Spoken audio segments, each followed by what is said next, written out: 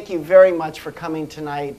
It's with great personal honor that I'm able to have Ray Anderson here to meet with you all. I have to say, I hope you'll buy Ray's book, which is, as you know, the occasion of this visit. This is his second book, and in it, and also in the first, he talks about how he had a very transformative experience. He was asked by, I guess, a sales rep at Interface to talk about what Interface was doing to green the company. And Ray, as he describes in the book, really didn't know much about what they were doing, and frankly wasn't all that excited necessarily to give a talk. But this sales rep was extremely persistent. Ray agreed to talk and got some books to sort of figure out what he was going to say. And I guess one of the first that he read was Ecology of Commerce by Hawken, and it was a very, very profound experience for Ray to read this book and to realize that while Interface was doing extremely well from any kind of monetary measure, and the measure that typically is used to assess how well companies are doing, profit is sort of the biggest, but from a sustainability standpoint, from a social impact standpoint, they were really not doing good things. And that began a journey which continues to this day, but which led to really a fundamental transformation of Interface from a company that really, like all companies, most companies back then, and we're talking about the mid-90s, did not pay a lot of attention to their use of resources and where those resources came from, and their toxicity and generally their ecological footprint, to a radical rethinking of how they do business, from the way they create products, the way they operate, the way they manage.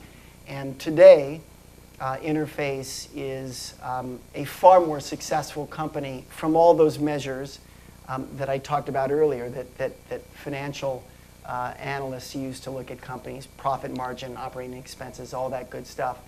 But more importantly, for those of us who are increasingly concerned about the state of the environment, they are really have set a milestone, an incredible, they offer an incredible example of how you can really rethink how you create products.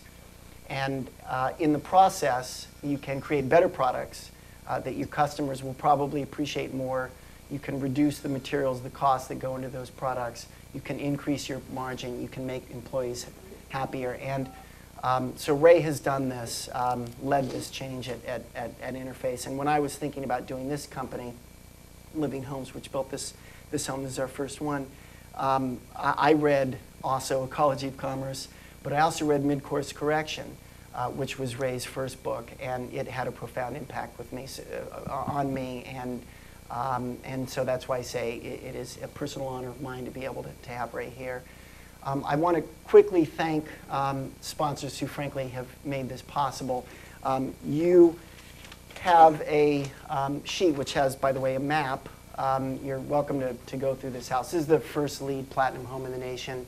It's prefabricated. It was assembled in 8 hours. It was designed by Ray Cappy. So you're welcome to walk through. Just don't open drawers, because then you'll see how everything is stuffed in there to make it kind of neat. But I want to thank, first of all, Bosch.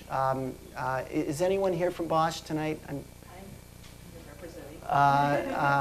Who makes, as a family, by far the most resource-efficient appliances in the world, and the kitchen features that. So Roberta Silverman can talk to you about that.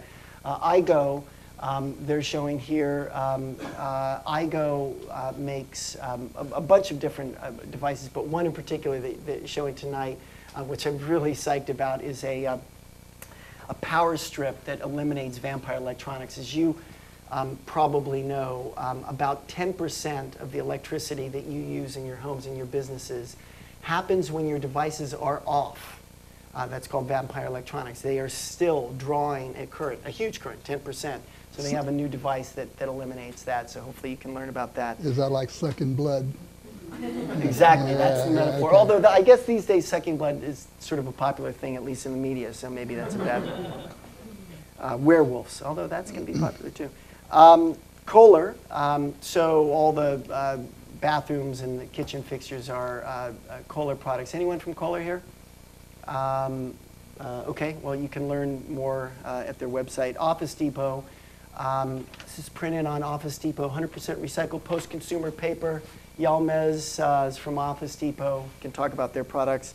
Seventh generation, if you go to the bathroom, you may be using seventh generation products. I don't think anybody's here from seventh generation. And lastly, you are eating food from Whole Foods, and we are deeply appreciative of that. Anyone from Whole Foods? I think there's someone here. Roberta can talk to you about Whole Foods too. Anyway, so thank you. Special thanks to our sponsors, but mostly thank you to Ray for coming tonight. I'm going to let him make a few remarks, but then I'd like to ask you to consider getting one of his books. He'll sign it. There's no doubt that that will be very valuable someday, not necessarily monetarily, although probably that too, but conceptually. I as I said, was profoundly impacted by his first book, and no doubt will be by this too. And also, please tell your friends, tomorrow Ray will be speaking at UCLA. This is a joint event with the Sustainable Business Council, which I chair, and there's a number of SBC fellows and board members here. And that'll actually, tonight you're not going to get really much of a talk, but tomorrow night Ray's going to do a whole presentation, so I hope you can join us then. Anyway, thank you again, and Ray.